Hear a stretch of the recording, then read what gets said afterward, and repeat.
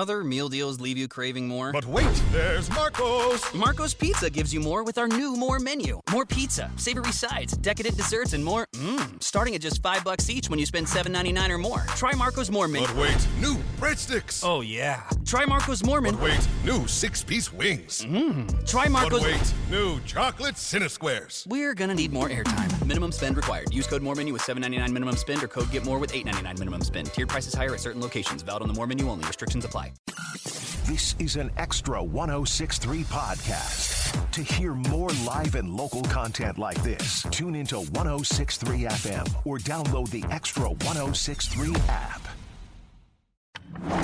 Extra 106.3 and a Second Chance Bail Bonds are proud to bring you Justice Unfiltered. Real conversations with real people from every side of the justice system. From the latest in law and order to the voices of those impacted, changed, and working to make a difference. This is where truth meets transformation.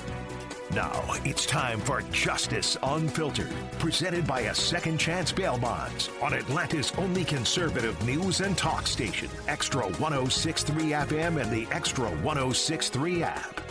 Welcome to Justice Unfiltered with Daniel Matalon. He is the CEO of a Second Chance Bail Bonds and a Second Chance Monitoring. My name is Tug Cowart. Here on Extra 106.3, our guest today, Victor Hill, former Clayton County Sheriff and current candidate for Congress in Georgia's 5th District. How are you, sir? I'm doing great. I'm telling you, y'all look like you're in some sort of battle of who could look the best today or jumping out of a magazine. I look like I'm going to well, y'all didn't send me a note to dress up? Man, when I realized that he was going to be on the show with me, I knew I had to step my game up. That's I right. was like, I just can't walk in there looking any type See, of way, normally- you know what I'm saying? we were thinking the same thing, though. See, that's Y'all trying the to thing. one-up each other. I Leaving me literally, before I hanging. went to sleep last night, I said, you know what? Sheriff Hill's going to be, I'm going to have to, I'm going to take that. I put a little extra 10 minutes in for you, Sheriff. Yeah, and I put 30 minutes. That's right. Yeah, Dude, yeah, he knew that's what he was right. up There against. you go. That is All right. that is when You you know win. you put You win. your You nose to win. the grindstone. You both look fantastic. I look like I'm going to the ball game. So. I only could, if I could only look as good as y'all. Victor Hill, former Clayton County Sheriff, current candidate for Congress in Georgia's 5th District, known throughout Georgia as the crime fighter, made headlines in 2005 when he was elected sheriff, quickly establishing a bold and unapologetic, tough approach to law enforcement. His dramatic style and larger-than-life personality earned him as the reputation as a leader unafraid to take on challenges. And that's the one thing I know about you for sure. This is our first time meeting, and it's such a pleasure to meet you. Your reputation precedes you. You're not afraid of anything that I can tell. Well, we're all afraid of something. Maybe. You know what I'm the good saying? Lord in heaven comes to mind, but aside from that. Yeah, we all, well, and that's I'm afraid of him. Yeah, amen. Me So too. There you go. That's but right. But there's a lot of things going on in this world that might cause you some concern, but you've never backed down from them. And before we started the show, I want people listening to know, Victor, first thing out of his mouth was, nothing's off limits. You talk about anything, you ask me anything, and I'm going to answer it. Oh, absolutely. Not many people do that, though. Yeah, well, as our grandparents used to say, the truth will set us free. You know Amen what to I'm that. saying? And everything I'm running truth on matters. is the truth. So Yeah. there's nothing off limits. Whether we talk about the conviction, whether we talk about the infamous accident I had or whatever, the truth is the truth. Yes, sir. And I think my understanding and my experience is I've never liked mainstream politicians because I think it's fake.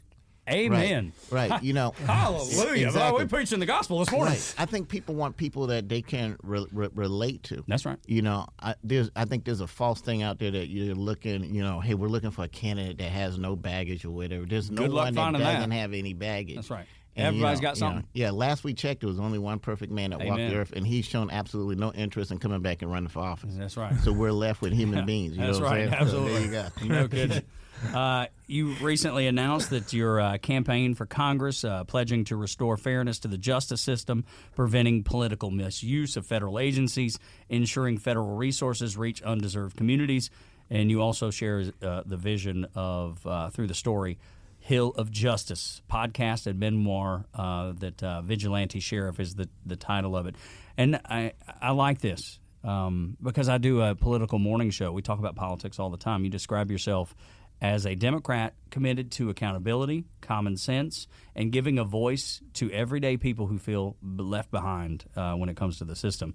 Whether seen as a fearless crime fighter or a champion for fairness, now you're asking for votes to put you in as the congressman for Georgia's 5th district in Washington, D.C. Is it a big difference being sheriff, something that's relatively local, and then going to be on a huge stage in Washington, D.C.?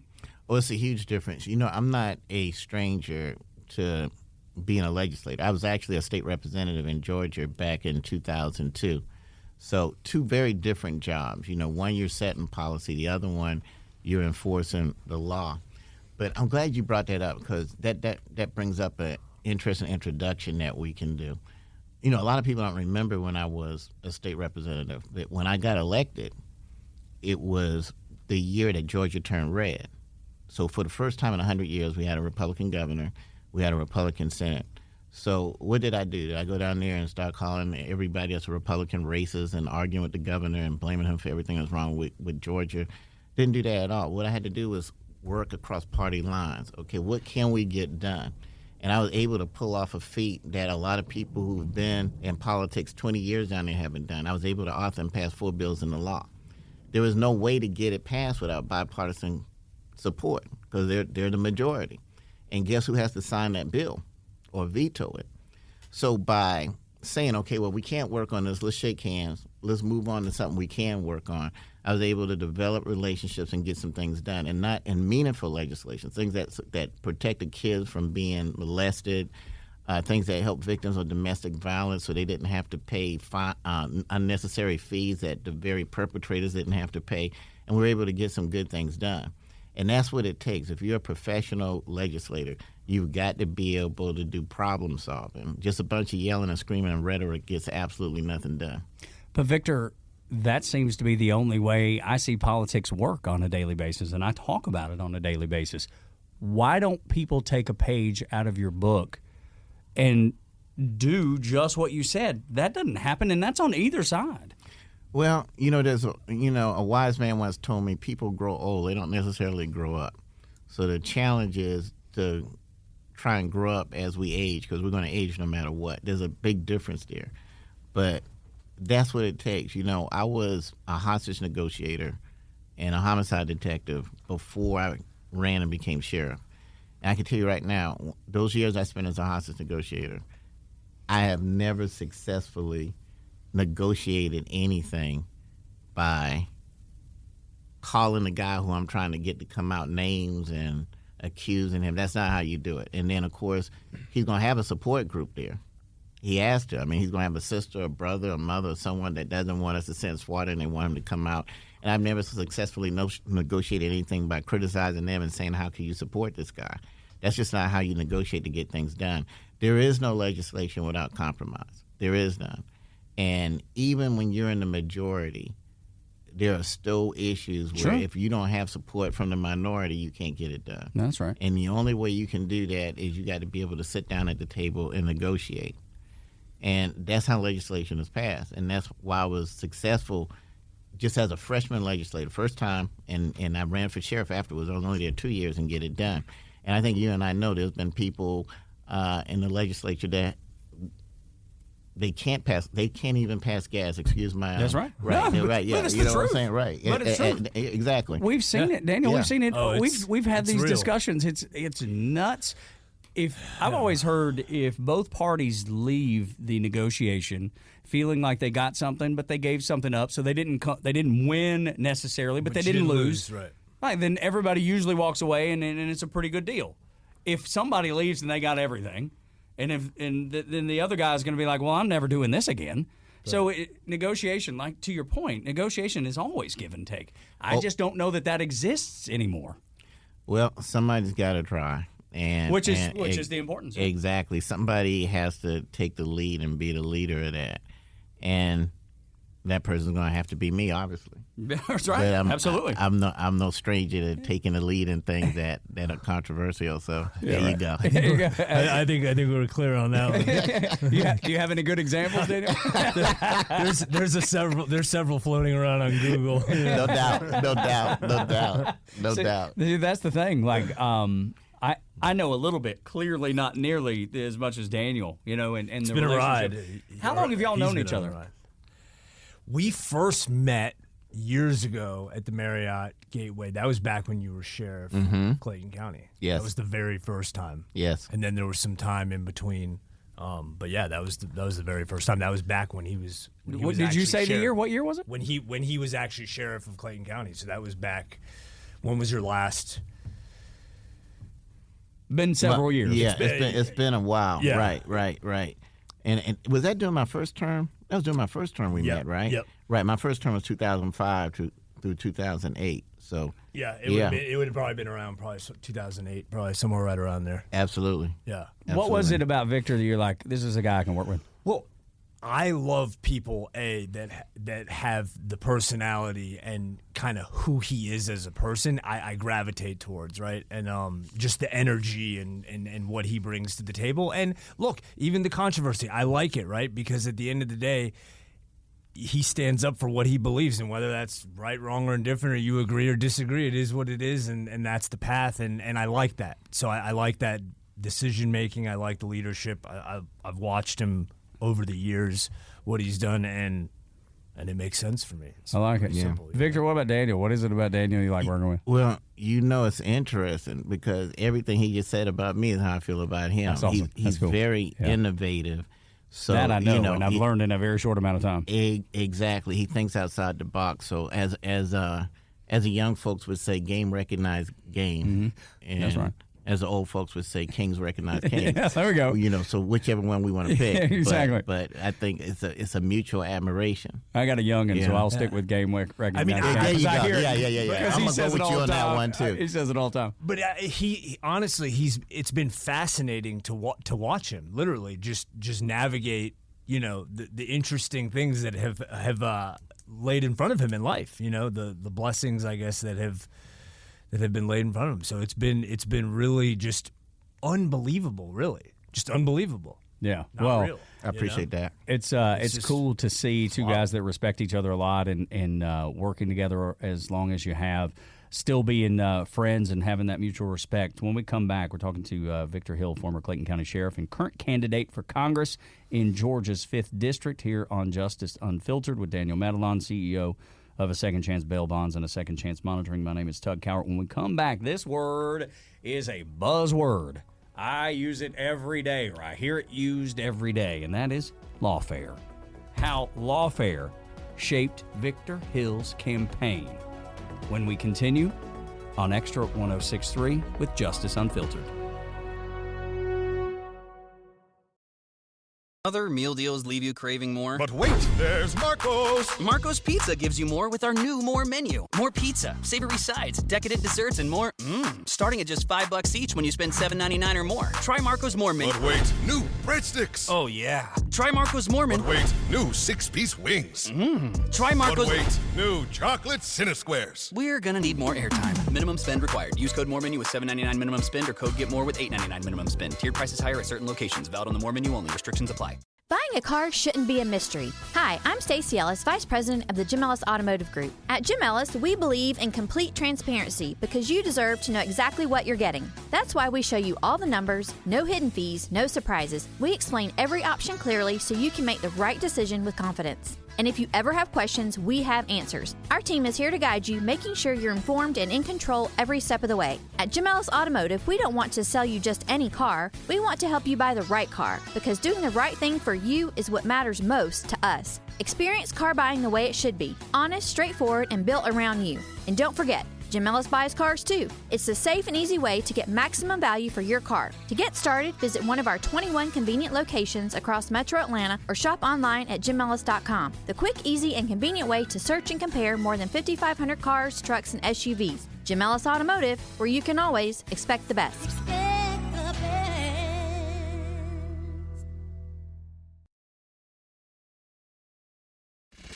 This is Justice Unfiltered, presented by A Second Chance Bail Bonds on Extra 106.3 FM and the Extra app. Welcome back to Justice Unfiltered with Daniel Matalon. He is the CEO of A Second Chance Bail Bonds and A Second Chance Monitoring. My name is Tug Cowart from Extra 106.3, along with Victor Hill, former Clayton County Sheriff and current candidate for Congress in Georgia's 5th District. So there's a word that gets tossed around. It was tossed around for the last 4 years. It's getting really tossed around again, and that is lawfare. Lawfare, if you keep up with news or politics at all and you've not heard lawfare, you're not paying attention. I want to ask you, Victor, how do you feel like lawfare has shaped your campaign? Because lawfare, I mean, you can talk about the Biden DOJ, you can talk about the Trump DOJ now. It's everywhere. How has it affected you? Well, that's a very, very good question. Let me start out by saying this. There exists a political class, if you want to call them that, and some groupies that they feel they control politics. You can find them in any county sometimes. You can find them on state levels. But they're elected officials, appointed officials, and they believe that they know who should be elected. And usually they already have in mind who's supposed to take a seat next.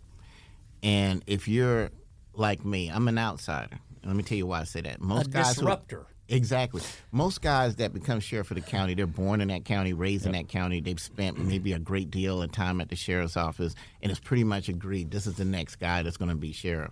Well, none of that was true with me. I'm just a guy that felt I could do a better job, so I ran. Have you ever seen him in action in the middle of the night in Clayton County when he was the sheriff? Have you ever seen this? I've never had the good fortune. There is not another one like it in the world. Period. The end. Thanks, brother. Right? Hey. Can you send me like it? It is video the coolest evidence? thing. No, it is the coolest thing you've ever seen.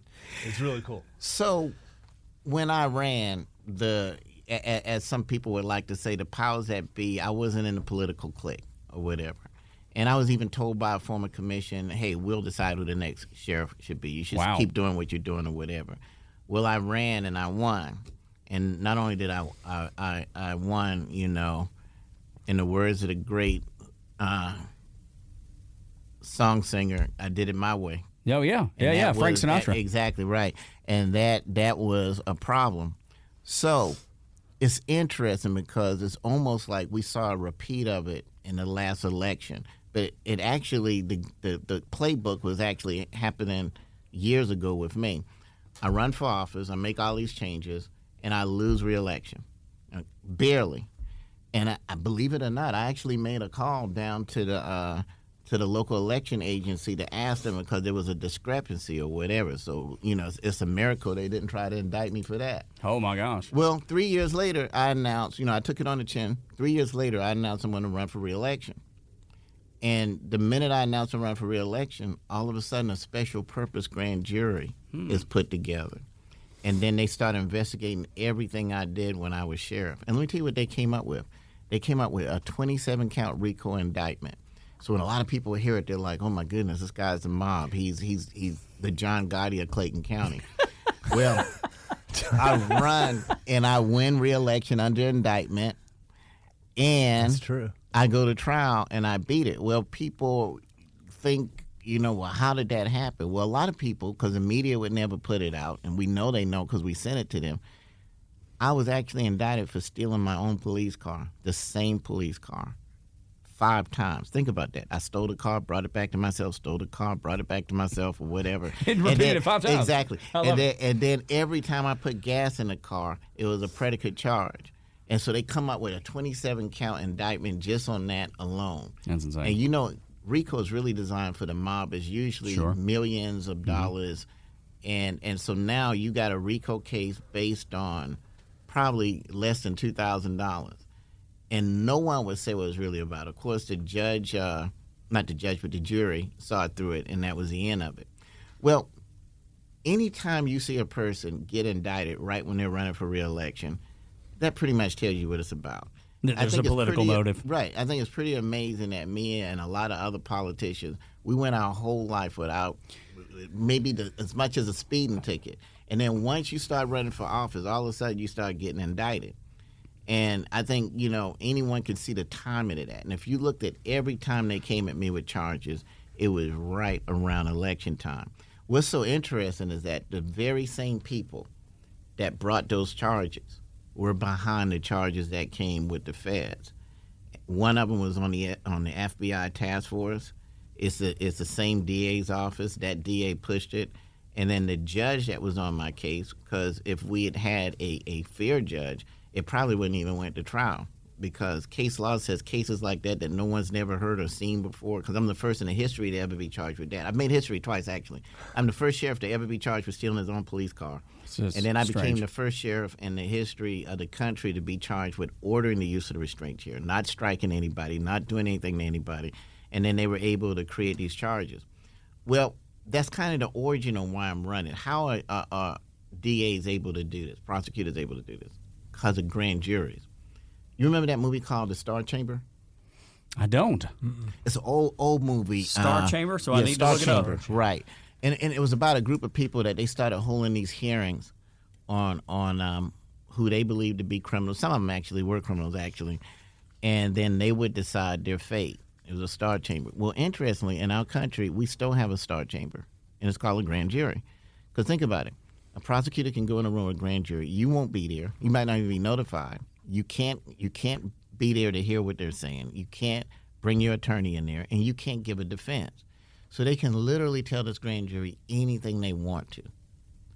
And, people can lie not just by commission, but omission. Omission, of course. So, and we saw both happen in both instances when I was indicted by a grand jury. So that's why they say you can indict a ham sandwich. I've heard it a million times. Absolutely. So people think, okay, well, it's just something they do to politicians like me or celebrities like the Chrisley. Actually, this goes on every day. We're actually the only country that still uses grand juries, with the exception of Liberia, and they rarely use them.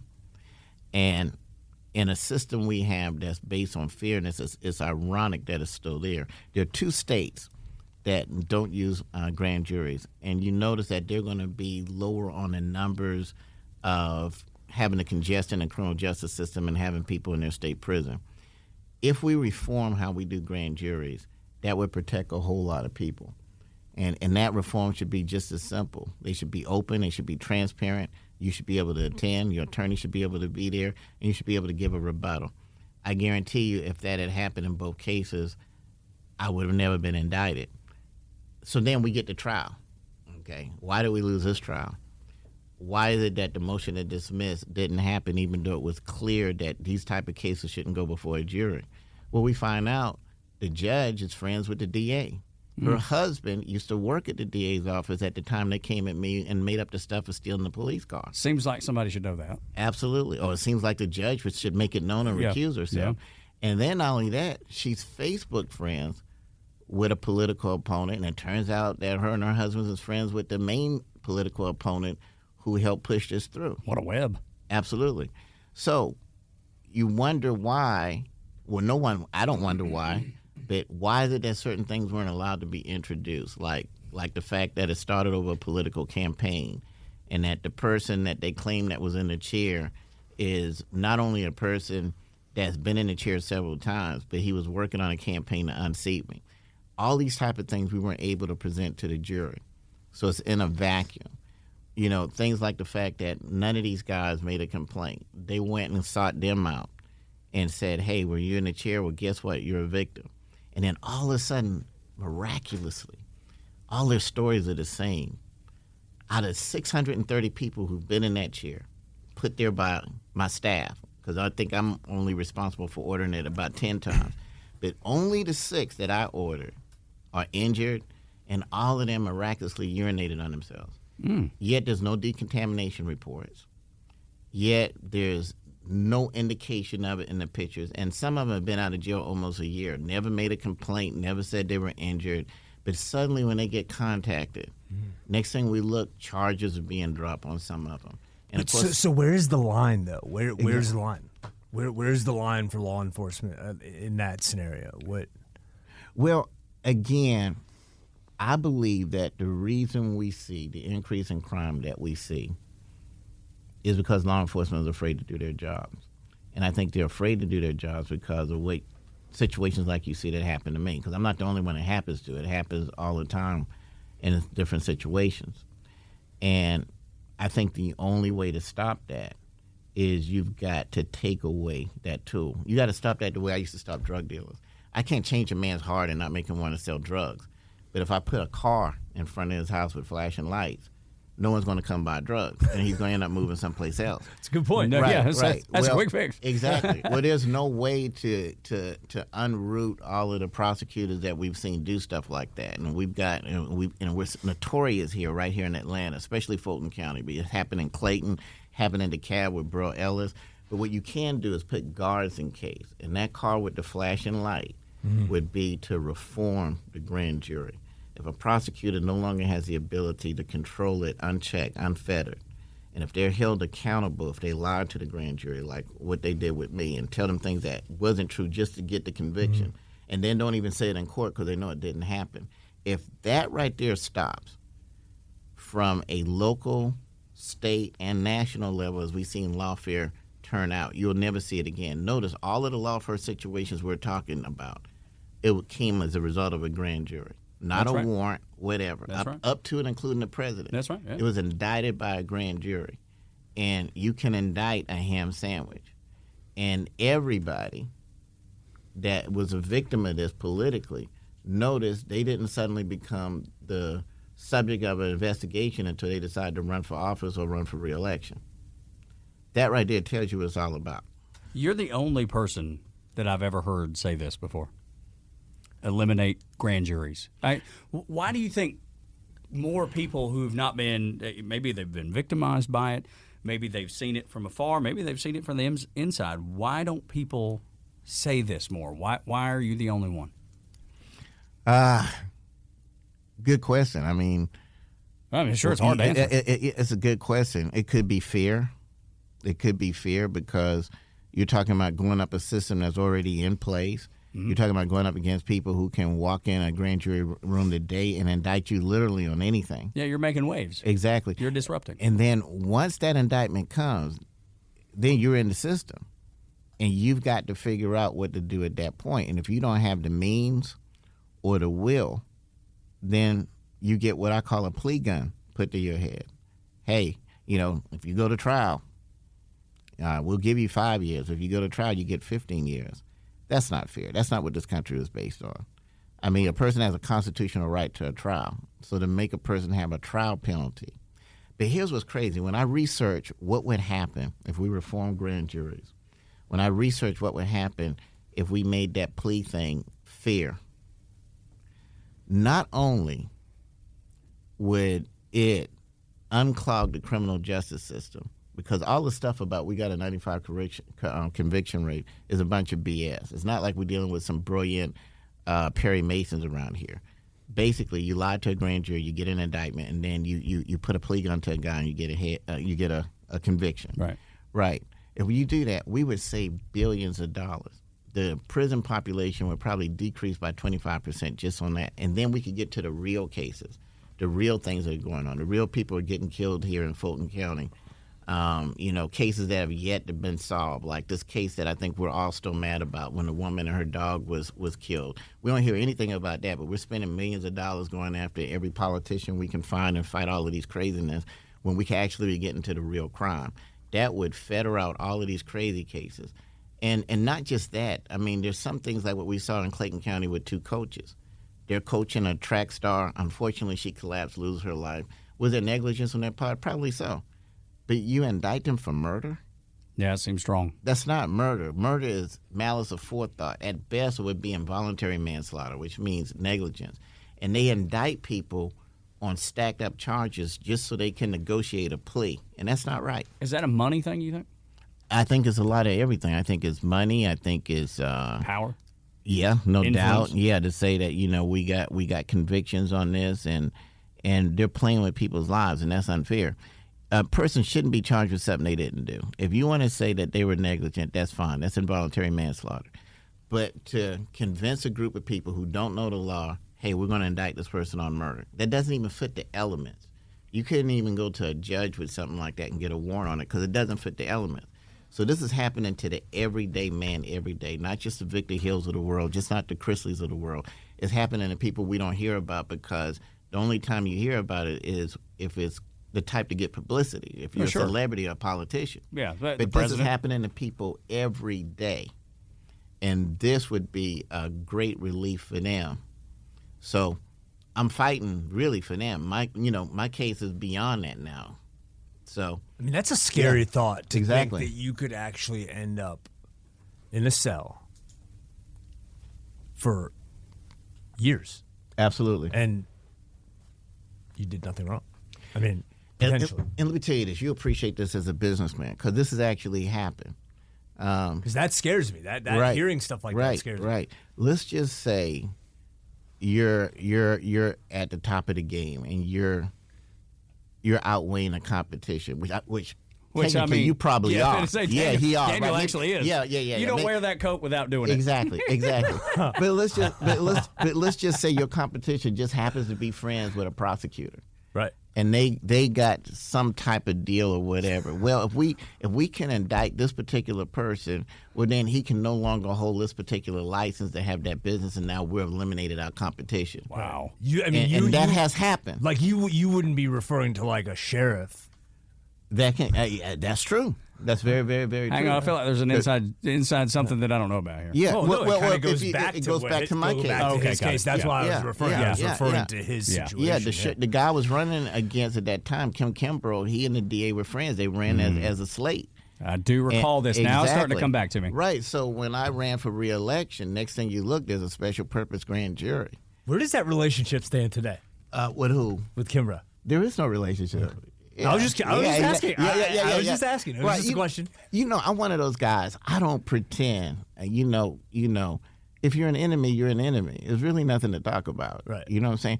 I saw him one day, and I can say with pride, no, I didn't shake his hand. Why would I shake the hand of a man that tried to send me to prison for 400 years so he could be sheriff? It's nothing to pretend about. Were y'all cordial prior to that? Yeah, I kind of knew him in passing. Yeah, but not. Yeah. Okay, yeah. But once you took it to that level, I don't. If a person thinks that it is okay to send someone to prison so they can win an election, or so that they can get you out so another guy can get in, they're not your friends. There's nothing. I don't even want to pretend like that, and that's why I think nothing of calling their names out and calling them out. Do you think there's parallels between what you're going through, lawfare, and what President Trump says he's gone through with lawfare? There's no way to really separate it. And let me tell you why. If you look at that first case, I win an election. I'm an outsider. I win. And then I lose the election. And not by much. And I even made a phone call to inquire about it. And I guess they didn't think far enough back then to figure, okay, let's make up a charge on him now, like they did in that particular situation. But then I come back and announce I'm running, and then all of a sudden there's a special purpose grand jury, and then next thing I look, I get indicted. So it's almost a similar story that predated what happened with him. And then fast forward, the feds are involved, so people think it's something different, and it's not. It's the same people. The guy that led that investigation was a guy named Dennis Baker, a member of the Dumb, Deaf, and Blind, and he's on the FBI task force leading this investigation against me. The DA's office is referring the case to them. They're friends with the judge. It's very, very clear. Even a blind man can see. This had absolutely nothing to do with a restraint here. It had to do with how do we stop this guy from either getting back in office or staying in office. That's what it is, and that's why I wrote the book on it. Yeah. Vigilante Sheriff: The Truth About Corrupt Prosecutors Weaponizing the Criminal Justice System. Talk about the book. Is there was there a moment where you're like, oh, I'm just going to write a book, or was it the idea introduced to you? Hey, you should write a book. How did it all come around? Let me tell you, that's an amazing story in itself. Before I left, I had someone get in touch with me, and they're saying, "Hey, we're going to do a documentary about that," and which is fine. So I pretty much knew that was going to happen, and that's in the works now. It should be out soon. So I get to prison, and I end up meeting an author. This guy is actually giving a creative writing class, and he's like, "Hey, you should write a book." And write a book about what? And actually, he had something totally different in mind. He was like, and it's a whole nother story. We'll go into it another time. My nickname in prison was Training Day because by the time they heard all of the rumors and stuff like that, and all of the stories that aren't true, And, I think they thought I was that guy. It was kind of hilarious in a way. I actually had drug dealers walk up to me and shake my hand and say, we should have done it that way. I said, did what way? Goodness. I think we should have became a cop first. And that was brilliant. And I was like, hey, man, you got that's this not all what wrong. you think. You got this all wrong. Right. I'm not here because of that, right? Well, anyway, he kept saying, you should write a fictional book. And I said, well, I don't know about that. Truth is stranger than fiction. Yeah. And like I told him, I write about it in the book. I said, man, we got prosecutors out here making cases against rappers for their lyrics. I mean, I think if I wrote a fictional book, they'd try to find a way to indict me on that as if I was the head of the mob for real, right? That's right. So we just laughed about it. Well, one day, I used to go to this Bible study. And there's some very good preachers in prison. Oh, let me tell you, I bet a lot of people find the Lord. No, really, I bet people find the Lord there. Oh, definitely. So I used to go listen to these sermons. So one day, this guy, he gets up, and while he's preaching, he looks at me, and he says, Mr. Hill, I understand you used to live a privileged life. And everyone busts out laughing. It was funny. Even I had to laugh. Even though he tried to do a dig at me, I said, yeah. And he said, you're here for a reason, right? And I'm like, I'm trying to figure out what's the reason. I knew I was set up. I'm here for lawfare as political. So I was curious what he was going to say. He said, you were sent here so you could see what really goes on, so you could go out and fight for us. And it was very, very interesting. Everyone looked at me, right? Then it was an interesting conversation afterwards. And then there was another conversation with the author. And they all agreed, yeah, you should write a book. Well, I can't really take credit for that book. Technically, they wrote that book. They checked on it. They edited it. It's actually dedicated to them. If you look at the front cover, the dedication, it's dedicated to the inmates at the Forest City Correctional Center, which I call the university. I thought it was going to be my monastery. I was just going to go there and meditate and catch up on meditation. And it ended up being my university, and they ended up being my professors. And there's a part in there that talks about grand juries and plea deals or whatever, and a lot of that came from them. Not only did they inspire that book and help write that book, it was their idea. They understood everything about lawfare. I mean, they watched it and everything. They said, hey, look, they did that to stop you from running for sheriff. You do realize you can run for Congress. And I really didn't. And I said, really? You sure about that? And they're like, that's the way you fight this. Wow. So this campaign was actually their idea. So getting back to what you're saying about the president, there's no way to separate it. He ran and won as a convicted felon. I think everyone saw it through that. And now I think I won't be the first convicted felon to go to Congress, actually. Somebody did it in the 1800s or whatever. I may actually be the first African-American convicted felon to go to Congress, and that's interesting in itself. But lawfare is very real. It's very There's no legitimate. doubt about that. I believe that part. It happened to me, and it's happened to him, and it's a fact. Let me just say this. Whether you like the president or not, that's your right. Whether you like me or not, that's fine. If you don't like a person, you don't vote for them. Sure. You don't indict them. Yeah, so there's and two send big them difference. to prison. Big difference. That's wrong. And I know you probably got another question to ask me. I hope I'm not rambling. No, you're good. No, you're absolutely good. But this issue was so pronounced, so profound, that I had a lot of my friends ask me. The question was, okay, you're running great. And when they found out I was running Democrat, they were like, I guess they were wondering, okay, well, it was a Democratic DA that had you indicted twice.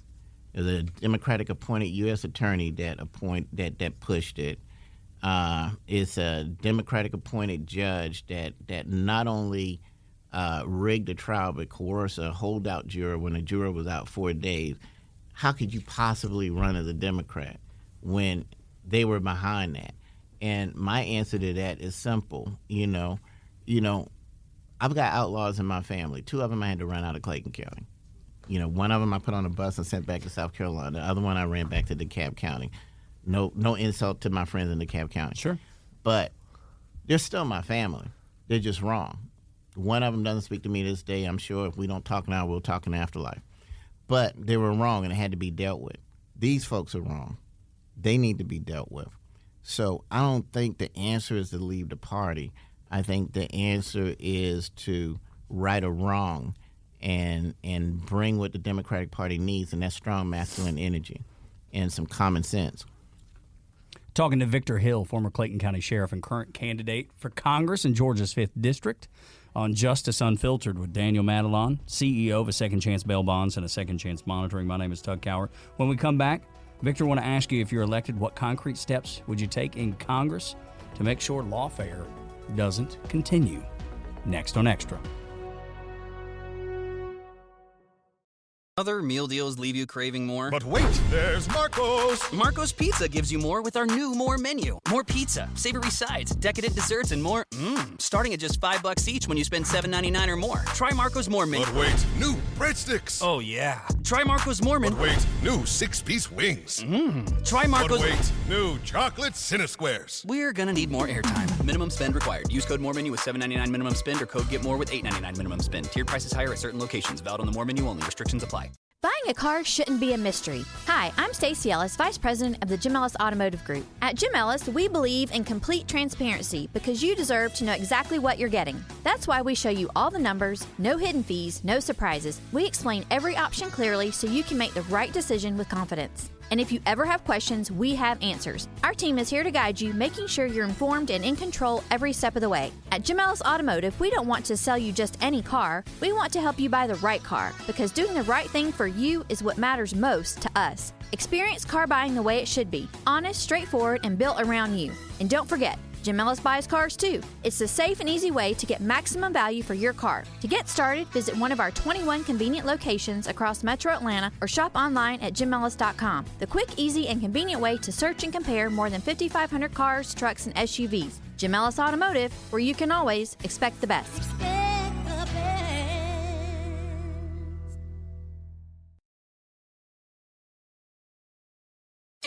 Now back to Justice Unfiltered, presented by A Second Chance Bail Bonds on Extra 106.3 FM and the Extra app.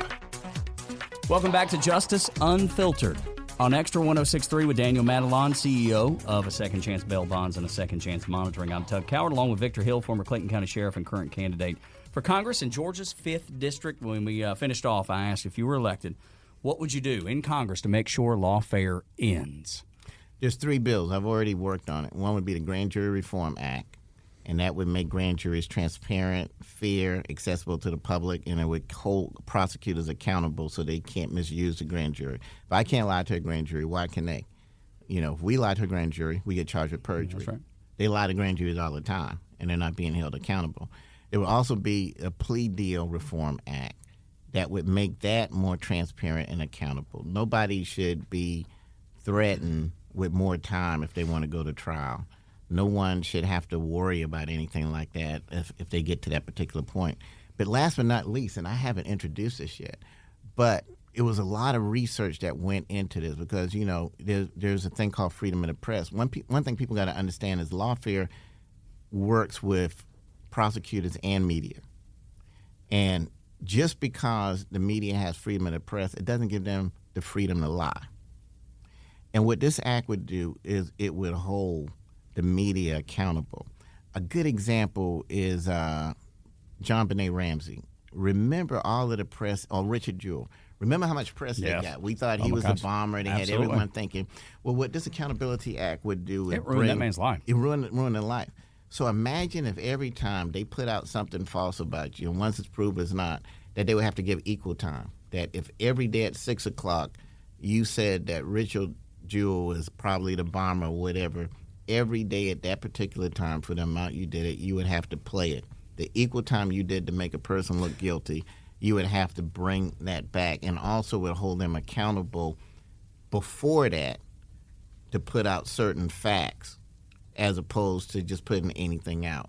The reason I hadn't put that legislation out yet is because there's just a little bit more research, but I think it should be done by the end of the day. But I've already printed out the Grand Jury Reform Act and the Plea Deal Reform Act, and I hope to have that work done and finished this week. Go right ahead. I was just going to ask you, what does that look like as we get ready to wrap up here? When is it a defense lawyer that's able to go on the news and give the other side of the story, or how does that play out? As a guy that works in media, like I'm just fascinated by it.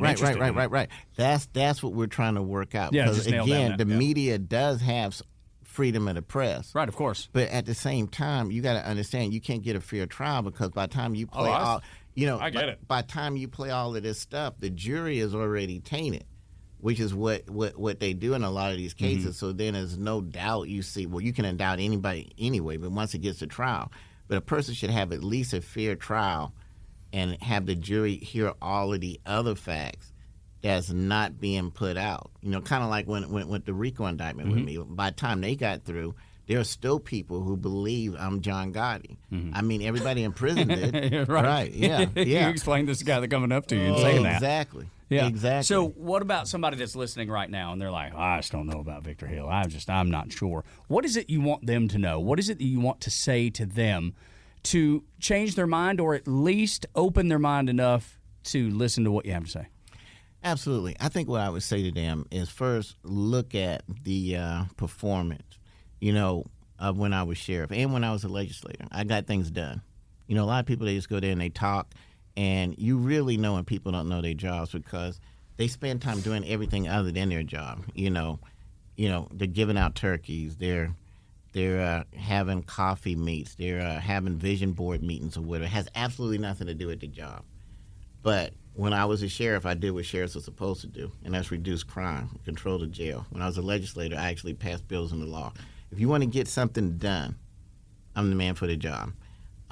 If you think that just going up and calling people names and yelling and screaming and not having relationships and getting on TikTok or whatever and see if you can get some views, then where's that gotten us? Absolutely nothing, because that's what we got now. That's right. But if you want a man that's going to actually get something done, then I'm the man for the job. I got to tell you, it's pretty convincing, and it's great to hear you tell your side of the story, Daniel. I know you have known each other a long time. What is it about this guy that you think people should say, hey, let me take another look? I mean, look, he's committed, and he's gonna do what he says he's gonna do. So that's been my experience with him. So everything he's ever told me, he's done. So that's look, I can't people have so many opinions and all this stuff. I treated it at face value, and he's been solid with me since the beginning. So that's all you can ask for, right there, as an endorsement from somebody that believes in you and has good things to say. I mean, that's at the end of the day. I mean, I think what everybody wants, right, is somebody to say, yeah, man, he's a good dude. I mean, it's as simple as that. He's a good dude. Been so much fun talking to him, and I know there's so many other topics that we could cover. We could probably do 10 shows. We'll run it back. Yeah, well, absolutely. Yeah, listen to you talking about the lingo now. Run it back. Yeah. That's right. Game recognizes game. Now we got run it back in there, dude. My kid would be proud of me. Checking all the boxes. Absolutely checking all the boxes. My kid would be proud. He's like, Dad, you sound like you know what you're talking about in there. Man, I enjoyed it. Thank you. Anytime you guys call, I'll be here. Well, you're always welcome, Victor Hill. Former Clayton County Sheriff and current candidate for Congress in Georgia's 5th District, which is almost a Chamblee. And then if you go on the south side, north of Fayetteville, and then east and west a little bit too, you can do a quick Google search for Georgia's 5th congressional district and find out if you're in that 5th District, because you'd be surprised how many people don't know what district they're in. And I got something can help, too. If you go to my webpage, yes, sir. VictorHillForCongress.com, you can actually type your address in, and it'll tell you if you're in the 5th Congressional District. There you go. And then tell about your socials, too, in case folks want to follow you there. Oh, absolutely. Absolutely. Well, I tell you this. First, don't forget, remember the question you asked, why should you vote for me? Yes, sir. If you want the details, it's all in the book, Vigilante Sheriff, The Truth About Corrupt Prosecutors, Messing Up the Criminal Justice System. Yes, sir. And then, of course, there's on Amazon. Exactly. It's on Amazon. It's actually in audio as well, in ebook. But there's a documentary coming out. The documentary is called American Lawfare. So it's about lawfare. This is their first one on it, so I'm the subject of it, but it's going to talk about other cases. Yes, sir. As well. But I think American Lawfare is going to put shed a lot of light on lawfare.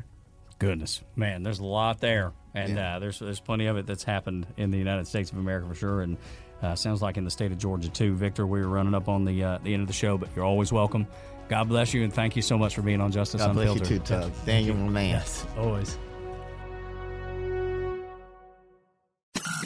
This is an extra 1063 podcast. To hear more live and local content like this, tune into 1063 FM or download the Extra 1063 app. Other meal deals leave you craving more? But wait, there's Marco's. Marco's Pizza gives you more with our new More menu. More pizza, savory sides, decadent desserts, and more. Starting at just $5 each when you spend $7.99 or more. Try Marco's More menu. But wait, new breadsticks. Oh yeah. Try Marco's More menu. But wait, new 6-piece wings. Try Marco's. But wait, new chocolate Cinesquares. We're gonna need more airtime. Minimum spend required. Use code More menu with $7.99 minimum spend or code Get More with $8.99 minimum spend. Tiered prices higher at certain locations. Valid on the More menu only. Restrictions apply. Buying a car shouldn't be a mystery. Hi, I'm Stacey Ellis, Vice President of the Jim Ellis Automotive Group. At Jim Ellis, we believe in complete transparency because you deserve to know exactly what you're getting. That's why we show you all the numbers, no hidden fees, no surprises. We explain every option clearly so you can make the right decision with confidence. And if you ever have questions, we have answers. Our team is here to guide you, making sure you're informed and in control every step of the way. At Jim Ellis Automotive, we don't want to sell you just any car. We want to help you buy the right car, because doing the right thing for you is what matters most to us. Experience car buying the way it should be. Honest, straightforward, and built around you. And don't forget, Jim Ellis buys cars too. It's the safe and easy way to get maximum value for your car. To get started, visit one of our 21 convenient locations across Metro Atlanta or shop online at jimellis.com. The quick, easy, and convenient way to search and compare more than 5,500 cars, trucks, and SUVs. Jim Ellis Automotive, where you can always expect the best.